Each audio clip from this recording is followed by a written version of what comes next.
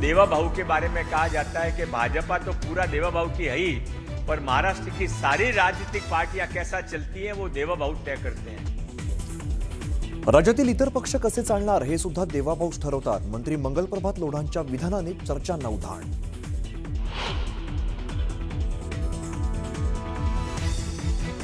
परळीत भाजप आणि ठाकरेंची शिवसेना आमने-सामने। कामगार युनियनवरून भाजप आणि ठाकरेंच्या सेनेत राडा। मुंबईच्या हॉटेलमध्ये भाजपाकडून नियमबाह्य पद्धतीने संघटनांची नोंद झाल्याचा आरोप।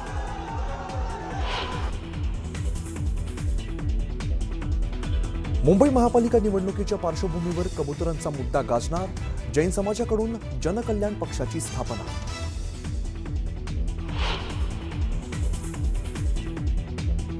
तो मैं जैनों को कहता हूं, तू बटोगे तो तुम पीटोगे।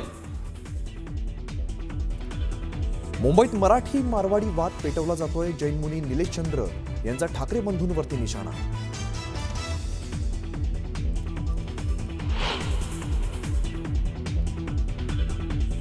शीतल तेजवानीच्या घराची पुणे पोलिसांकडून 1 तास झडती। जमीन गैरव्यवहार प्रकरणातील अनेक कागदपत्र पोलिसांच्या हाती। काही इलेक्ट्रॉनिक गॅझेटही जप्त केल्याची माहिती।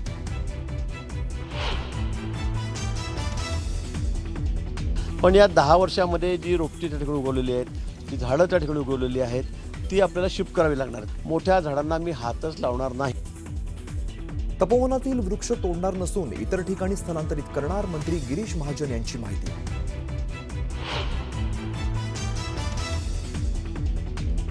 नगर परिषद आणि नगरपालिकांचा निकाल 21 डिसेंबरलाच। नागपूर खंडपीठाचा निर्णय सुप्रीम कोर्टाकडून कायम।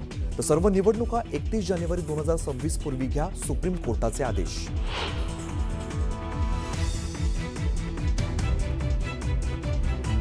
इंडिगो एअरलाइन्सच्या गोंधळात विमान कंपन्यांकडून प्रवाशांची लूट। अव्वाच्या सव्वा दर लावत प्रवाशांचा हिस्सा कापला। दिल्ली पुणे तिकिटाचे दर 1 लाखांवर।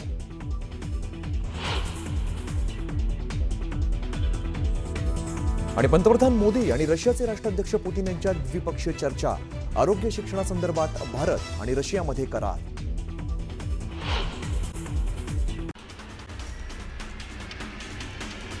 शीतल तेजवानीच्या राहत्या घराची पुणे पोलिसांकडून झाडाझडती घेण्यात आली। मुंडवा जमीन घोटाळा प्रकरणी तेजवानीच्या घराची तपासणी करण्यात आली असून घराबाहेर पोलीस बंदोबस्त वाढवण्यात आला।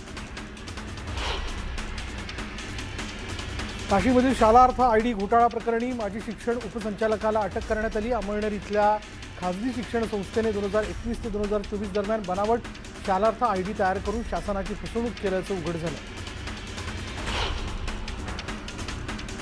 पंतप्रधान मोदींसह राष्ट्रपती द्रौपदी मुर्मू यांनी राष्ट्रपती भवनात व्लादिमीर पुतीन यांचं औपचारिक स्वागत केलं। रशियाचे राष्ट्राध्यक्ष व्लादिमीर पुतीन यांना भारताकडून गार्ड ऑफ ऑनर देण्यात आला।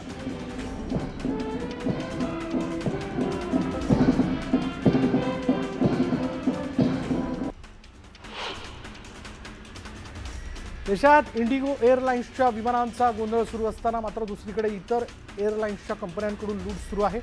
मुंबईहून दिल्लीला जाण्याचं विमान तिकीट हे 5,000 ते 8,000 रुपयापर्यंत असतं। मात्र इंडिगो एअरलाइन्सची विमानसेवा बंद असल्यानं इतर एअरलाइन्सचे दर तब्बल 60 ते 80 हजारांपर्यंत पोहोचले।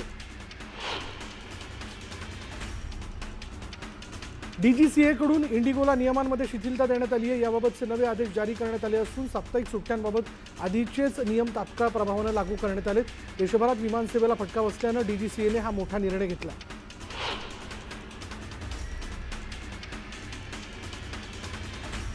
भुवनेश्वर हुबळी इंडिगो विमान रद्द झाल्यामुळे एका नवविवाहित जोडप्याला त्याचा फटका बसला। हुबळीत वराडी पोहोचले पण दाम्पत्य फ्लाईट रद्द झाल्यानं भुवनेश्वरमध्येच अडकून पडलं। मग काय स्वतःच्या रिसेप्शनला ऑनलाईन हजेरी लावण्याची वेळ या दाम्पत्यावर आली। गायक राहुल वैद्यला गोव्याहून मुंबई आणि नंतर मुंबईहून कोलकात्याला विमानाने जायचं होतं। त्याचा कोलकाता इथं एक शो होता।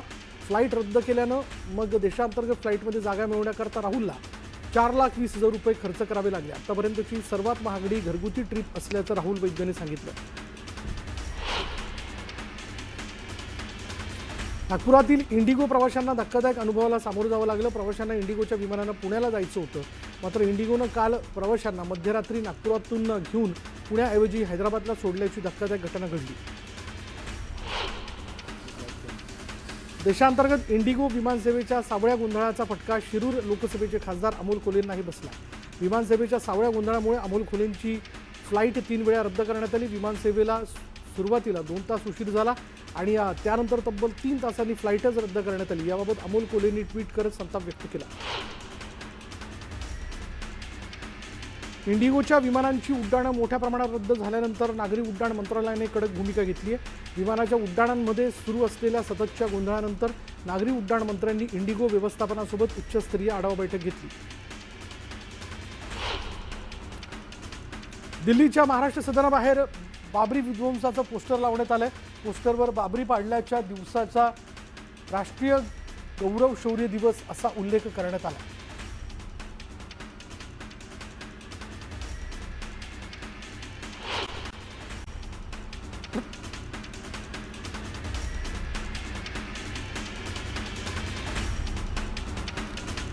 तपोवनातील वृक्षतोडीच्या निर्णयाविरोधात न्यायालयात जनहित याचिका दाखल करण्यात आली आहे. मनसेचे शहर उपाध्यक्ष नितीन पंडित यांनी ही याचिका दाखल केली आहे. वृक्ष तोडून त्या ठिकाणी कोणतंही बांधकाम करण्यास विरोध असल्याचा याचिकेत उल्लेख करण्यात आला. तपोवनातील झाडं तोडून होणाऱ्या प्रदर्शन केंद्राच्या निविदा प्रक्रियेला अखेर स्थगिती देण्यात आली आहे. मंत्री गिरीश महाजन यांनी नाशिकमध्ये ही माहिती दिली. वृक्षतोड करून तपोवनातील जागेवर साधू महंतांसाठी भव्य डोम उभारला जाणार होता.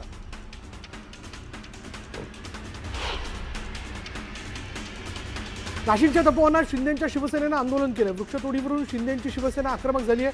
सिंहस्थ कुंभमेळ्यात साधुग्राम उभारण्यासाठी 1800 पेक्षा अधिक वृक्षतोडीच्या निर्णयाला शिवसेनेनं विरोध केला. तपोवनातील वृक्षतोडी संदर्भातील शिंदेच्या शिवसेनेची भूमिका विक्षिप्त असल्याचं गिरीश महाजनांनी म्हटलं. तर वृक्षतोडीच्या मुद्द्यावर राजकीय पोळी न भाजवण्याचा सल्लाही त्यांनी शिंदेच्या शिवसेनेला दिला. तपोवनातील वृक्षतोडीचा मुद्दा पेटल्यानंतर गिरीश महाजनांनी दुप्पट झाडं लावण्याकरता जागेचा शोध सुरू केला. नाशिकच्या पेलिकन पार्कसह कानेटकर उद्यानाची महाजन पाहणी करणार आहेत.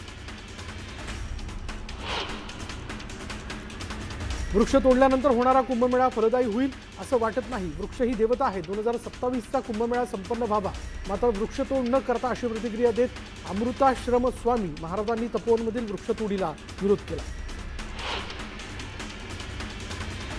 जनतेनं महायुतीला प्रचंड आशीर्वाद दिल्याचं म्हणत मुख्यमंत्री फडणवीसांनी महाराष्ट्राच्या जनतेचे आभार मानलेत. तर मला रात्री झोप येत नाही, कामाच्या अनेक गोष्टी दिसत असल्याचे त्यांनी म्हटलंय. गिनीज बुक ऑफ रेकॉर्डमध्ये सोलार पंपाची नोंद झाल्याची माहिती मुख्यमंत्री देवेंद्र फडणवीसांनी दिली. तर असंख्य योजना आहेत त्या बंद पडणार नसल्याचंही मुख्यमंत्र्यांनी म्हटलंय. महायुती सरकारच्या वर्षपूर्तीच्या निमित्ताने मुख्यमंत्री देवेंद्र फडणवीसांनी अनाथांसोबत संवाद साधला. वर्षा निवासस्थानी विशेष कार्यक्रमाचं आयोजन करण्यात आलं होतं. यावेळी संवाद साधताना मुख्यमंत्री फडणवीस भाऊक झाल्याचं पाहायला मिळालं. राज्यात महायुती सरकारकडून गतिमान काम सुरू असल्याचं रवींद्र चव्हाणांनी स्पष्ट केलं. राज्य सरकारकडून राज्यात गतिमान विकास सुरू असल्याचं म्हणत त्यांनी विकासाचा पाढा वाचला. सरकारच्या वर्षपूर्तीनिमित्तानं आयोजित कार्यक्रमात रवींद्र चव्हाण बोलत होते. सरकारनं जी आश्वासनं दिली होती त्यातील बरीच आश्वासनं पूर्ण झालेली आहेत. मुख्यमंत्र्यांचा निधी उपलब्ध करून दिल्यानं अनेक कामं पूर्ण झालीत असं म्हणत गुलाबराव पाटलांनी स्वतःच्या खात्याला आणि सरकारला 10 पैकी 7 आणि 8 असे गुण दिलेत. सरकारची कामगिरी चांगली असल्याचं त्यांनी म्हटलं. विकासाची आणि जनतेला दिलासा देणारी कामं सरकारने केलीत. वर्षभरात 43,000 कोटी रुपये सामान्य जनतेसाठी खर्च केल्याचं म्हणत मंत्री हसन मुश्रीफांनी सरकारच्या कामाचं कौतुक केलं. सरकारच्या नाकर्तेपणाची आणि अपयशाची वर्षपूर्ती असल्याचं म्हणत काँग्रेस नेते विजय वडेट्टीवारांनी राज्य सरकारवर टीका केली. महायुती सरकारच्या वर्षपूर्तीच्या मुद्द्यावरून विजय वडेट्टीवारांनी निशाणा साधला.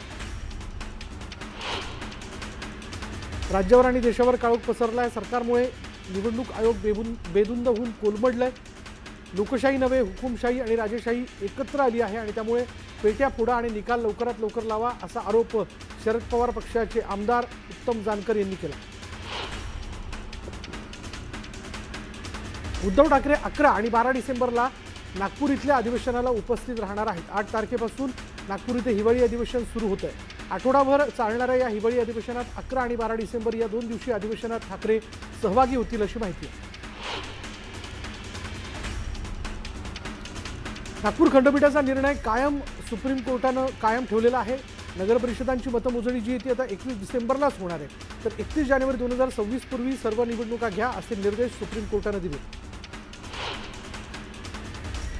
वरळीत भाजप आणि ठाकरेंच्या शिवसेनेचे कार्यकर्ते आमने-सामने आले. कामगार युनियनवरून भाजप आणि ठाकरेंच्या सेनेत राडा झाला. मुंबईच्या हॉटेलमध्ये भाजपकडून नियमबाह्य पद्धतीने संघटनांची नोंद झाल्याचा आरोप शिवसेना उबाटा पक्षाने केला. सोलापुरातील कारखानदारांचा साखर लिलाव राजकीय दबावामुळे होत नाही असा गंभीर आरोप राजू शेट्टी यांनी केला. तसंच कारखान्यांसाठी स्वाभिमानी शेतकरी संघटनेच्या कार्यकर्त्यांकडून भरारी पथक तयार करण्यात येणार असून यातून कारखानदारांचे काळे धंदे उघडकीस आणणार असा इशारा राजू शेट्टींनी दिला. दहिसरमध्ये ठाकरेंच्या शिवसेनेच्या कार्यकर्त्यांवर खंडणीचा गुन्हा दाखल करण्यात आला आहे. तेजस्वी घोसाळकरांनी मात्र सर्व आरोप फेटाळले. राजकीय दबावातून हा गुन्हा दाखल झाल्याचा आरोपही घोसाळकरांनी केला. नांदेड महानगरपालिकेच्या मतदार यादीत घोळ असल्याचं समोर आलंय. 2800 मतदारांचा पत्ता कोणची क्लासेसचा असल्याचं समोर आलंय आणि याबाबत मनसेनं जिल्हाधिकाऱ्यांकडे तक्रार दाखल केली आहे. धरणगाव तहसील कार्यालयाच्या बाहेर मंडप टाकून महाविकास आघाडीचे कार्यकर्ते ठाण मांडून बसले. ईव्हीएमच्या सुरक्षेसाठी कार्यकर्ते खडा पहारा देत आहेत.